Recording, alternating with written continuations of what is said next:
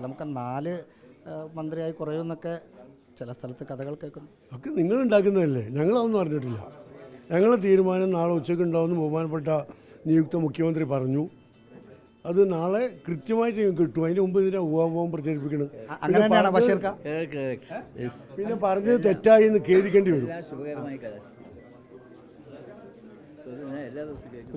ഇന്ന് തന്നെ ലീഗിൻ്റെ മന്ത്രിമാരുടെ കാര്യത്തിൽ തീരുമാനം ഇന്ന് തന്നെ ലീഗിൻ്റെ മന്ത്രിമാർ കഴിഞ്ഞിട്ട് പറയാം. Doctor MK മുനീറുണ്ട്.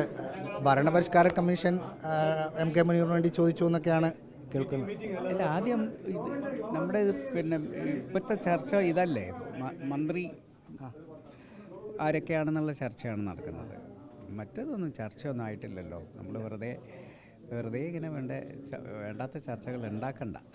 ലീഗിൻ്റെ മന്ത്രിസ്ഥാനത്തിൽ കുറവുണ്ടാകുന്ന ഒരു രാഷ്ട്രീയ സാഹചര്യം നിലവിലുണ്ടോ? അത് ചർച്ച ചെയ്യണമല്ലോ. ചർച്ച ചെയ്താലേ പറയാൻ പറ്റുള്ളൂ.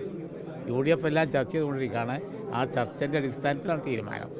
ഇപ്പോൾ ഇതിനെപ്പറ്റി പറയാവുന്ന ഒരു സമയമല്ല.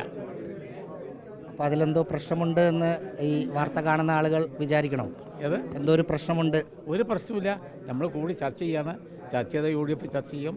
എല്ലാം സ്മൂത്തായിട്ട് പോകും. സന്തോഷത്തോടെ അവസാനിക്കും. വളരെ സന്തോഷമാണ്. ഒരു പ്രശ്നമില്ല.